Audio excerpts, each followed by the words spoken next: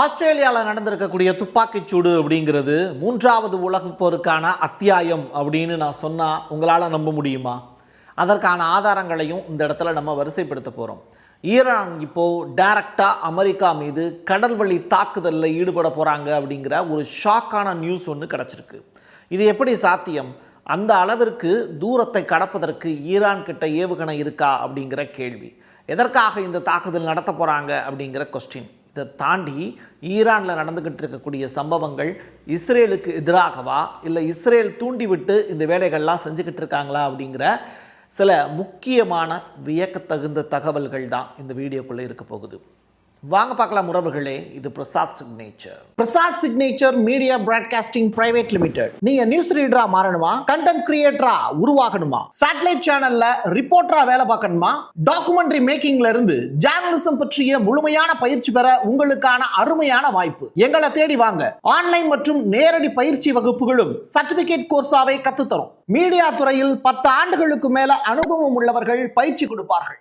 Voice over தொடங்கி voiceless பீப்புளுக்காக உங்களை சிறந்த ஜேர்னலிஸ்டா உருவாக்க வேண்டியது எங்களோட பொறுப்பு. ஸ்கூல்ஸ் அண்ட் காலேஜஸ்ல ஜூனியர் ஜேர்னலிஸ்ட்ங்கிற பேர்ல ஒர்க் ஷாப்பும் கண்டக்ட் பண்ணி கொடுக்கிறோம். மோட்டிவேஷனல் ஸ்பீக்கரா கடந்த 15 ஆண்டுகளா கல்வி நிறுவனங்களுக்கு நிகழ்ச்சிகளும் நடத்தி தரோம். தொடர்புக்கு 9944790333 94493594 prasad@gmail.com. உங்களுடைய தொழில் சம்பந்தமான விளம்பரங்களை நமது சேனலில் ஒளிபரப்ப உங்களுக்கான அருமையான வாய்ப்பு. உங்களுக்கெல்லாம் செங்கடல் தெரியும், ரெட் சி. பட் இது ரெட் சி கிடையாது. நல்லா கவனிச்சு பாருங்க. இது ஒரு அழகான கடற்கரை மாதிரி இருக்கு. ஆனால் அது ஏன் ரத்த கலரில் இருக்கு? ஏன் தண்ணி பூராமே இப்படி பிளட்டு மயமாகவே இருக்குது அப்படின்னு நீங்கள் யோசிச்சு பார்த்துருக்கீங்களா? இந்த காட்சி நீங்கள் இதுக்கு முன்னாடி கூட பார்த்துருக்கலாம். பட் இது ஈரானில் ஒரு கடற்கரையினுடைய பகுதி தான் இப்படி இருக்குது. இது இந்த கலரில் மாறுவதற்கான காரணம் என்ன? நிஜமாகவே ரத்த ஆறு ஓடிருச்சா அப்படின்னு கிடையாது.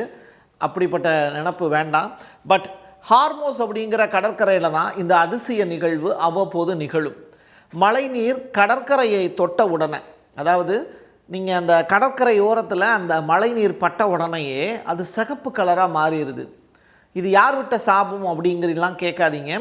இதற்கான காரணம் ஒன்று அறிவியல் பூர்வமாக மைப்பிச்சு காமிச்சிருக்காங்க. எரிமலை மண் இருக்குல்ல, அதனுடைய மிச்ச எச்சம் தான் இந்த கடற்கரைக்கு பக்கத்தில் இருக்கக்கூடிய மலைப்பாங்கான பகுதியில் இருக்கக்கூடிய அந்த மெட்டீரியல்ஸ், தாதுக்கள் இருக்குல்ல, அதுதான். ஸோ அந்த மண்ணில் தண்ணி பட்ட உடனே அது சிகப்பு கலராக மாறுது. அப்போ ஏதோ ஒரு வேதிவினை அந்த இடத்துல நடக்கணும்ல. அதுதான் இரும்பு ஆக்சைடு தாதுக்கள் அப்படின்னு சொல்கிறாங்க. அந்த மண் அப்படிப்பட்ட மண்ணாக இருக்குது. நீங்கள் இந்த ஓரியூர் அப்படின்னு சொல்லிட்டு தமிழ்நாட்டில் ஒரு பகுதி, அங்கே நீங்கள் போனீங்க அப்படின்னா அங்கே இருக்கக்கூடிய மண் வந்து பார்த்திங்கன்னா சிகப்பு கலரில் இருக்கும். மழை பெஞ்சாலும் அது சிகப்பு கலர்லையே மாறும். அந்த காட்சியை நீங்கள் பார்க்க முடியும். அது வந்து நம்ம ஊரில் செம்மண் ஏரியா அப்படின்னு சொல்லுவாங்க. பட் இங்கே வந்து பார்த்திங்கன்னா ஒரு லார்ஜ் ஸ்கேல் மண் துகள்கள் வந்து இந்த மாதிரி மாறும்போது, அது கடற்கரையை ஒட்டி இருக்கும்போது, அந்த கடற்கரையோடு சேர்த்து இருக்கக்கூடிய தண்ணியும் அந்த இடத்துல போய் கலக்கும்போது ஒட்டுமொத்த கடலுமே சிகப்பு நிறமாக மாறுவது தான் சுற்றுலா பயணிகளை ரொம்ப ஆச்சரியப்பட வைக்குது. அப்படிப்பட்ட நிகழ்வு எங்கே நடக்குது அப்படின்னா ஈரான் அப்படிங்கிற நாட்டில் நடக்குது. ரத்தத்துக்கும் ஈரானுக்கும் அதிகமான அளவில் சத்தம் போட்டு சொல்லக்கூடிய அளவிற்கான செய்திகள் அங்கே நிறையா இருக்குது. அதை நான் வரிசையாக சொல்கிறேன். இவர் யாருன்னு உங்களுக்கு தெரியும். இஸ்ரேலுடைய பிரைம் மினிஸ்டர் மிஸ்டர் நெதன்யாகு. மிஸ்டர்னு மரியாதையாக சொல்லி கூப்பிடுற பிரசாத் அப்படின்னு கேட்டால் காரணம் இருக்குது. இந்த வீடியோவை பாருங்கள். There would be no United States. There wouldn't be the civilization of freedom, the respect for our common traditions, our common values. ஒரு கம்பீரமான குரலுக்கு சொந்தக்காரர் தான் இஸ்ரேலுடைய பிரதமர் நெதன்யாகு. அதில் மாற்று கருத்து இல்லை. ஒரு மனிதருடைய ப்ளஸ்ஸையும் நம்ம பார்க்கணும், மைனஸையும் பார்க்கணும். சரி, தான் மட்டுமே வாழணும்னு நினைக்கக்கூடிய ஒரு கூட்டத்தினுடைய பிரதிநிதி தான் இந்த யூதர்களுக்கான பிரதிநிதி இஸ்ரேலுடைய பிரைம் மினிஸ்டர் நெதன்யாகு. அவர் சொல்லியிருக்கக்கூடிய விஷயம் இன்றைக்கி முக்கியத்துவம் வாய்ந்தது. யூதர்கள் இல்லை அப்படின்னா அமெரிக்கா அப்படிங்கிற நாடே உருவாகி இருக்காது அப்படிங்கிற ஸ்டேட்மெண்ட்டை சொல்கிறார். அப்போ யூதர்கள் உழைக்கக்கூடியவங்களா அப்படிங்கிற கேள்வி நமக்குள்ளே வரும். நாங்கள் தான் உங்களை இந்த உலகத்திற்கே கொண்டு வந்தோம். உங்களை இந்த உலகத்திற்கு கொண்டு வந்த நாங்கள் இந்த உலகத்தை விட்டே உங்களை அப்புறப்படுத்தவும் முடியும் அப்படின்னு அமெரிக்காவை பார்த்து எச்சரிக்கை விடுக்கிறார். இப்படி ஒரு வார்த்தையை வேறு எந்த நாட்டினுடைய பிரைம் மினிஸ்டரோ பிரசிடெண்ட்டோ சொல்ல முடியாது, நெதன்யாகுவை தவிர. இதனால் அமெரிக்கா மீது அவங்க இவ்வளவு தூரம் ஆதிக்கம் செலுத்துகிறாங்க. இந்தியாவில் இருக்கக்கூடிய கருவறையில் இருக்கக்கூடிய கூட்டமும் இன்றைக்கி அமெரிக்காவை தேடி ஓடிக்கிட்டு இருக்கு. சரியா, கருவறையை விட்டுட்டு ஓடிக்கிட்டு இருக்கு, நம்ம கோயிலில் இருக்கக்கூடிய கருவறையை விட்டுட்டு. அதே மாதிரி யூதர்களும் இஸ்ரேலியர்கள் அவங்களுக்கு இரட்டை பாஸ்போர்ட் இருக்குது. ஒன்று அமெரிக்கா கூட இருப்பாங்க, இல்லாட்டி இஸ்ரேலில் அவங்க இருப்பை காமிச்சிக்கிறதுக்காக இருப்பாங்க. ஸோ இப்படி ஒரு ஸ்டேட்மெண்ட்டை அமெரிக்காவுக்கு எதிராக அவர் சொல்லியிருக்கிறார் அப்படின்னா காரணம் இல்லாமல் இருக்காது. அடுத்ததா, இஸ்ரேல் கொஞ்ச நாளைக்கு முன்னாடி கத்தார் அப்படிங்கிற நாட்டின் மீது அட்டாக் நடத்தினாங்க. ஈரானோடு ஒரு 12 நாள் போர் பண்ணாங்க. அந்த 12 நாள் போர் முடிஞ்சதற்கு பிறகு கத்தார் நாட்டின் மீது தேவையற்ற ஒரு போரை நடத்தினாங்க. அதற்கு பிறகு இஸ்ரேலுடைய பிரதமர் நெதன்யாகு கத்தார் கிட்ட மன்னிப்பு கேட்டார், ட்ரம்பினுடைய அழுத்தத்தின் காரணமாக. இதன் பிறகு கொஞ்ச நாள் பொறுமையாக இருந்துட்டு இப்போ கத்தார் ஒரு முடிவுக்கு வராங்க. என்ன அப்படின்னா, சவுதி அரேபியா, ஐக்கிய அரபு எமிரேட்ஸ், UAE, துருக்கியை தொடர்ந்து F-35 விமானங்களை இப்போ வாங்கக்கூடிய நாடு எதுன்னு கேட்டால் இந்த கத்தார் அப்படின்னு சொல்கிறாங்க. ஸோ இஸ்ரேலுக்கு எதிராக அவங்க செயல்படுறதுக்கு முடிவு பண்ணுறாங்க. இஸ்ரேல் எந்த நேரத்திலையும் அரபுலக நாடுகளை தாக்கும், அதற்கு காரணம் தேவையே கிடையாது. அவங்க இஸ்லாமியர்களாக அங்கே வாழ்கிறாங்க அப்படின்னா அங்கே ஒரு பெரிய அட்டாக்கை நடத்துவாங்க அப்படின்னு யார் சொல்கிறா? கத்தார் அப்படிங்கிற நாடு சொல்லுது. ஸோ இந்த கத்தாருங்கிற நாடு F-35 இப்போ வாங்க போகிறாங்க. யார்கிட்ட இருந்து? அமெரிக்கா கிட்ட இருந்து. காசு இருக்குது, ஆனால் பாதுகாப்பு ரொம்ப அவசியம் இல்லை. இஷ்டத்துக்கு வந்து அடிச்சுட்டு போகிறதுக்கு நாங்கள் என்ன அனாதை பயல்களா அப்படின்னு இப்போ அரபுலக நாடுகள், வளைகுடா நாடுகள் கண்டிப்பாக யோசிச்சுக்கிட்டு தான் இருக்காங்க. அடுத்ததா, தனது பாதுகாப்பை உறுதி செய்வதற்கு ஈரானோட இப்போது ரஷ்யா வந்து டைப் பண்ணுறாங்க. ஈரானும் எப்பயுமே வந்து மீது யார் அட்டாக் பண்ண போகிறாங்க அப்படிங்கிற ஒரு அச்சத்தோடு இருக்கக்கூடிய நாடா அப்படின்னு கேட்டால் அவங்க நிறையா ப்ராக்ஸி டீம் வச்சுருக்காங்க. ஹவுதிகள், ஹிஸ்புல்லா, லெபனானில் இருக்கக்கூடிய படை, செங்கடல் ஏரியாவில் ஹவுதி, இப்படி அவங்க வச்சுருக்கக்கூடிய ப்ராக்ஸி டீமுடைய எண்ணிக்கை ஜாஸ்தி. பட் அதுக்கு லீடராக அவங்க தான் இருக்காங்க. அப்படிப்பட்டவங்களுக்கு ஆயுத சப்ளையோ பாதுகாப்போ ரொம்ப முக்கியமானது. ரொம்ப வல்லரசு நாடுகளோடு டையப்பும் ரொம்ப முக்கியமானது. சீனாவோடு டைரெக்டாக வந்து ரயில் பாதையை அவங்க கட்டமைச்சிட்டாங்க. டைரெக்டாக சீனாவில் இருந்து ஈரானுக்கு ரயில் போக்குவரத்துங்கிறது தொடங்கிருச்சு. ஏன் ரஷ்யாவோடு அதை செய்யக்கூடாது அப்படிங்கிறது தான் ஈரானுடைய புதிய யோசனை. அதனுடைய விளைவு தான் 635 கிலோமீட்டர் நீளமுள்ள ஷாபகார் சாகேதான் அப்படிங்கிற ரயில் பாதை புதிதாக கட்டமைக்கப்பட்டிருக்கு. 2026 மார்ச்சில் அது கட்டி முடிக்கப்பட்டு ஈரானுக்கும் ரஷ்யாவுக்கும் இடையில் அந்த ரயில் போக்குவரத்து துவங்க போகுது. டைரக்ட் கனெக்ட் டு ஈரான், ராஸ்ட் அஸ்தாரா அப்படிங்கிற அந்த ரயில் இணைப்பை கட்டுமான பணியை இப்போ ரஷ்யா தொடங்க போகிறாங்க அப்படிங்கிற செய்தி வெளியாகிருக்கு. ஸோ இது ரொம்ப ரொம்ப முக்கியத்துவம் வாய்ந்தது. இரு நாடுகளுக்கு இடையிலான டைஅப் அப்படிங்கிறது உறவை பலப்படுத்தக்கூடிய நிகழ்வு இதன் மூலிமா சாத்தியமாகும். அடுத்ததாக, சாதாரணமாக போயிட்டுருக்கே ஸ்பெஷல் சாதாவாக இந்த வீடியோவை மாற்றுறதுக்கான விஷயந்தான் இது. மார்க் லெவின் அப்படிங்கிற நபர், இவர் யார் அப்படிங்கிற கொஸ்டின் இது வரைக்கும் இவர் லிஸ்ட்லேயே இல்லையே, இப்போ என்ன புதுசாக நம்ம சேனலுக்குள்ளே வராரு அப்படின்னு பார்த்தா, ட்ரம்ப்போட அவர் ரொம்ப நெருக்கமாக இருக்கார். ட்ரம்ப்போட பெண்கள் தானே நெருக்கமாக இருப்பாங்க, ஆண்களுமா நெருக்கமாக இருக்காங்க அப்படிங்கிற கேள்வி நம்முடைய சப்ஸ்கிரைபர்களுக்கு வரும். ஆனால் இவர் யாருன்னா, இவர் ஒரு லாயர். இவர் வந்து நம்ம ஊரில் ஒருத்தன் பத்திரிகையாளராக இருப்பான், அவனே திடுத்துப்புன்னு வந்து பார்த்திங்கன்னா அரசியல் பகுப்பாய்வாளர்னு பேர் போடுவாங்க டிஸ்கஷனில். அந்த மாதிரி வந்து இவர் வலதுசாரி ஆதரவாளர் அப்படின்னு போட மாட்டாங்க, இடதுசாரி ஆதரவாளர்னு போட மாட்டாங்க. பட் பொலிட்டிக்கல் அனாலிசிஸ்ட் அப்படிம்பாங்க. அது மாதிரி திறமையான ஒரு பொலிட்டிக்கல் அனாலிசிஸ்ட் இவர். இவருக்குரிய தகுதி என்ன அப்படின்னு கேட்டால், இவர் ஒரு யூதர். இவர் ஒரு யூதராக இருந்தாலே இவர் வந்து ட்ரம்ப்போட நெருக்கம் காட்டுவது போதுமானது. அப்படிப்பட்ட ஒரு நபர் இப்போது அமெரிக்காவினுடைய யூத தலைவர் யாருன்னு சொல்லிட்டு இப்போது டெஸ்கிரைப் பண்ணியிருக்கார். அமெரிக்காவில் முதல் யூத ஜனாதிபதி ட்ரம்ப் அப்படின்னு சொல்கிறதுல அவர் பெருமிதப்படுறார். அவருக்கு பெருமிதம் இருக்கலாம், ட்ரம்ப்புக்கும் அதே மாதிரியான பெருமிதம் இருந்து பார்த்துருக்கீங்களா? இந்த காட்சியை பாருங்கள்.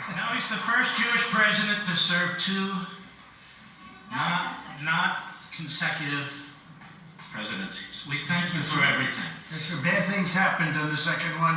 Namely, the election was rigged. And we found out. ஓகே, ட்ரம்ப்பும் அதை பார்த்து சந்தோஷப்படுறாரு. 2வது முறையாக ஒரு யூத ஜனாதிபதியாக நான் இருக்கிறேன் அப்படின்னு. பார்த்துக்குங்க, ஆஸ்திரேலிய கடற்கரையில் யூதர்கள் மீது ஒரு அட்டாக் நடத்துகிறாங்க. இப்போ தான் நான் வீடியோக்குள்ளேயே ட்ராவல் பண்ண போகிறேன். வச்சிருக்கக்கூடிய தலைப்புக்கு இப்போ தான் நம்ம பேச போகிறோம். ஆஸ்திரேலிய கடற்கரையில் யூதர்கள் மீது தாக்குதல் நடத்தியது யார்? அவர் ஒரு இந்தியர் அப்படின்னு ஃபஸ்ட்டு சொன்னது நம்ம தான். அதற்கான வீடியோ ஆதாரங்களையும் நம்ம வரிசைப்படுத்தினோம். ஆனால் அது பெரிய அளவில் மக்களால் பார்க்கப்படலை, அது வேறு விஷயம். பட் உண்மையை உலகத்துக்கு நம்ம சொல்லிக்கிட்டே தான் இருக்கோம். இப்போ என்னென்னா, அவர் ஹைதராபாத்தை சேர்ந்தவரா உத்தரப்பிரதேசத்தை சார்ந்தவரா அப்படின்னு இப்போ போலீஸார் விசாரணை நடத்திக்கிட்டு இருக்காங்க, அது வேறு விஷயம். பட் 25 ஆண்டுகளுக்கு முன்னாடியே அவர் இந்தியாவை விட்டு போயிட்டார். அதற்கு பிறகு அவருக்கு ஒரு பிள்ளை பிறந்துச்சு. அந்த பிள்ளையையும் கூட்டிகிட்டு போய் தான் அந்த அட்டாக்கை நடத்தினார். இதில் ஒருத்தர் இறந்து போயிட்டார், இன்னொருத்தர் மட்டும் வாக்குமூலம் கொடுத்துருக்கார்.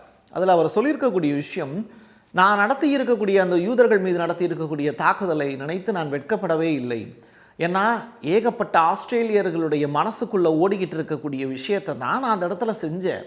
யூதர்கள் மீது தாக்குதல் நடத்துவதோ, அது சிறிய உயிராக இருந்தா என்ன, வயசான கிழவனாக இருந்தா என்ன, குழந்தையாக இருந்தா என்ன, அவன் யூதருங்கிற அந்த அடையாளம் மட்டுமே போதும் அவனை கொலை செய்வதற்கு அப்படிங்கிற ஸ்டேட்மெண்ட்டை கொடுத்துருக்காரு. அதற்கான எந்த குற்ற உணர்வும் எனக்கு கிடையாதுங்கிறத பேட்டியாகவும் கொடுத்துருக்காரு.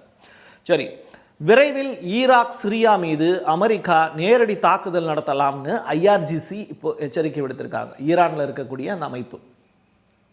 இந்த தாக்குதலுக்கும் ஈரானுடைய IRGC இந்த வார்த்தையை சொல்கிறதுக்கும் என்ன சம்பந்தம்னா, அந்த ஆஸ்திரேலியா கடற்கரையில் நடத்தப்பட்ட தாக்குதல் அந்த ISIS கொடியோடு வந்தாங்கன்னு சொன்னாங்கல்ல, அது பார்த்திங்கன்னா சிரியாவோடு சம்மந்தப்பட்ட ஒரு தளம். ஈராக்லையும் அதே மாதிரியான ஒரு தளம் இருக்குது. இந்த 2 இடத்தின் மீதும் அமெரிக்காவுக்கு ரொம்ப நாளாக கண் இருக்குது.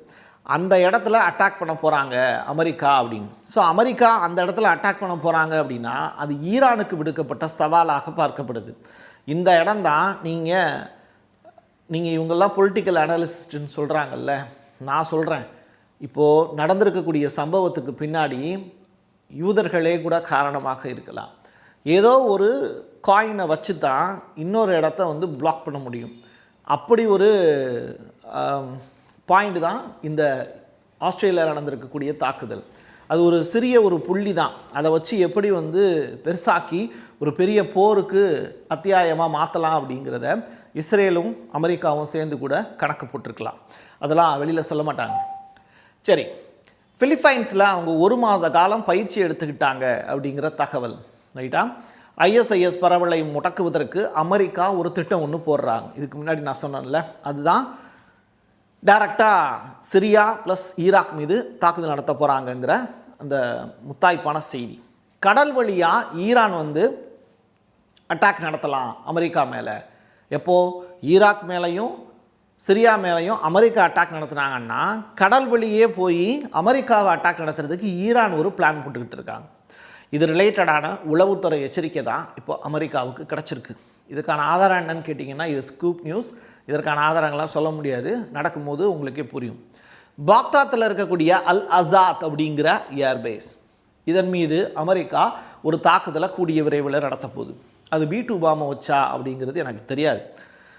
சரி, அப்படி நடத்தினாங்கன்னா ஈரான் இஸ்ரேல் போர் மூழ்வதற்கான வாய்ப்பும் இருக்குன்னு எச்சரிக்கை விடுக்கப்பட்டிருக்கு. ஸோ பிளான் என்னென்னா, ஈரானுக்கும் இஸ்ரேலுக்கும் இடையில் மறுபடியும் ஒரு போரை உருவாக்குவது தான் இங்கே அஜெண்டா. ஸோ இதை நீங்கள் புரிஞ்சுக்கிட்டீங்க அப்படின்னா, இதுக்கு முன்னாடி உள்ள விஷயத்தை இதோட நீங்கள் பொருத்தி பாருங்கள், உங்களுக்கு சில கிளாரிட்டி கிடைக்கும். சரி, காசாவை பற்றி பேசி ரொம்ப நாள் ஆச்சு. தான் காசாவோட நிலை.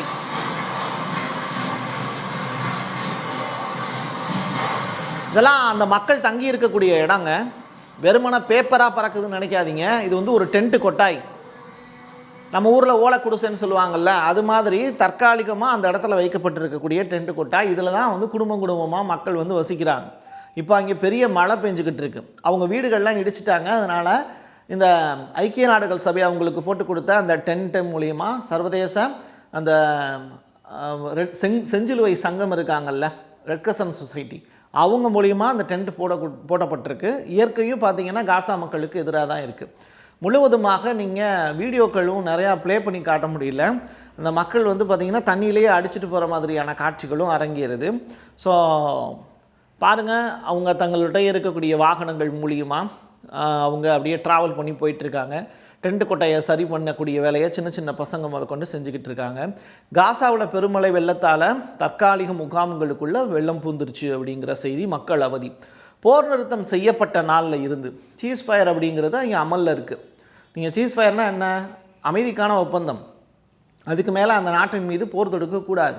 ஆனாலும் இஸ்ரேல் வந்து காசா மீது, பாலஸ்தீனியர்கள் மீது தொடர்ச்சியாக அட்டாக் நடத்திக்கிட்டு தான் இருக்காங்க. அது ரிலேட்டடான நியூஸ் வந்து அல் ஜசீரா அப்படிங்கிற அந்த செய்தி சேனல் கொடுத்துருக்காங்க. என்ன கொடுத்துருக்காங்க? லாஸ்ட் 24 hours வரைக்குமே கிடச்சிருக்கக்கூடிய தகவல், சீஸ் ஃபயர் போடப்பட்ட நாளில் இருந்து இன்ன வரைக்கும் அமைதி ஒப்பந்தம் போட்டாச்சு. அதுக்கப்புறம் வந்து எவனும் சாகக்கூடாதுல்ல. ஆனால் 393 பாலஸ்தீனியர்களை இஸ்ரேல் வந்து கொண்டு குவிச்சிருக்காங்க. 1074 பேர் இஸ்ரேலுடைய IDF படையால் தாக்கப்பட்டிருக்காங்க. அதில் காயமுற்றிருக்காங்க. உயிருக்கு போராட்டம். காசாவில் மருந்து இல்லை. வெறுமனா அவங்க ஆப்ரேஷன் பண்ணும்போதே எப்படி சொல்கிறது, அந்த வலி நிவாரணின்னு சொல்லுவாங்கள்ல, அதெல்லாம் இல்லாமல் தான் அங்கே ஆப்ரேஷனே நடக்குது. இப்படிப்பட்ட நிலையில தான் காசா இருக்குது. அடுத்ததாக ஒரு பெரிய போருக்கு வேறு இஸ்ரேலுடைய தூண்டுதல் அப்படிங்கிறது இருக்குது. எது எப்படியாக இருந்தாலும் உலகம் முழுவதும் நடந்திருக்கக்கூடிய மிக இம்பார்ட்டண்டான நியூஸ், மிடில் ஈஸ்ட்டை பேஸ் பண்ணி சில விஷயங்களை மக்களுக்கு இப்போ நம்ம சொல்லியிருக்கோம். இந்த விஷயம் உங்களுக்கு புரிஞ்சது, பிடிச்சது அப்படின்னா உங்களுடைய நண்பர்களுக்கும் உறவினர்களுக்கும் ஷேர் பண்ணுங்கள். என் கையெழுத்து என் மக்களுக்கானது உறவுகளே. மீண்டும் ஒரு பதிவில் சந்திக்கலாம்.